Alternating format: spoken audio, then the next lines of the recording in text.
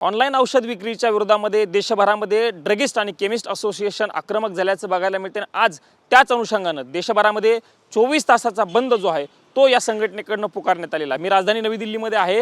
राजधानी नवी दिल्लीतील हा खरं तर गजबजलेला एरिया म्हणून बघितला जातो बंगाली मार्केटचा, आणि या परिसरामध्ये मोठ्या प्रमाणावरती मेडिकल्सचे स्टोर आहेत, पण हे मेडिकलचे स्टोर्स जे आहेत ते आज पूर्णपणे बंद करण्यात आल्याचं चित्र आपल्याला या ठिकाणी बघायला मिळते। खरं तर अखिल भारतीय औषध विक्रेता संघटने ही मागच्या काही दिवसांपासून सातत्याने आक्रमक झाल्याचं आपल्याला बघायला मिळालेलं होतं, आणि त्यांच्याकडनं विविध मागण्यांसाठी हे बंदचं जे आहे ती घोषणा केली गेलेली होती, पण तोडगा कुठलाही निघाला नाही। आणि त्यानंतर आज 24 तासासाठी या संघटनेकडनं खरं तर देशव्यापी बंदची हाक जी आहे ती दिली आहे, आणि आपण बघू शकतो मोठ्या प्रमाणावरती दुकानं जी आहेत ती सकाळच्या वेळेपासूनच बंद असल्याचं आपल्याला बघायला मिळते। खरं तर त्यांच्या मागण्या 3 प्रमुख मागण्या यांनी ठेवलेल्या आहेत, आणि त्यामध्ये GSR 817 जो आहे त्याची अधिसूचना रद्द करण्याची मागणी खरं तर यांची प्रामुख्याने आहे। कारण ऑनलाईन औषध विक्री ज्या पद्धतीनं होते त्या विक्रीला खरं तर या सगळ्यांचा विरोध जो आहे तो असल्याचं आपल्याला बघायला मिळते। नवीन नियमावली तयार करण्याची देखील यांची मागणी आहे, आणि ऑनलाईन औषध जे आहेत ते पूर्णपणे विक्री बंद करण्यात यावी, त्यामुळे मेडिकलवरती मोठ्या प्रमाणावरती परिणाम होतो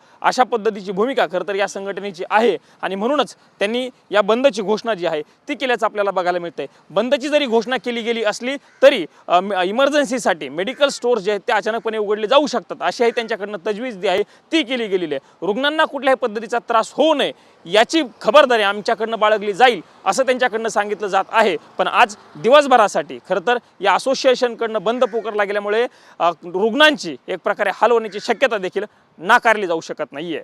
कॅमेरामन विनोद कुमार समी, प्रमोद जगताप, TV9 मराठी, नवी दिल्ली।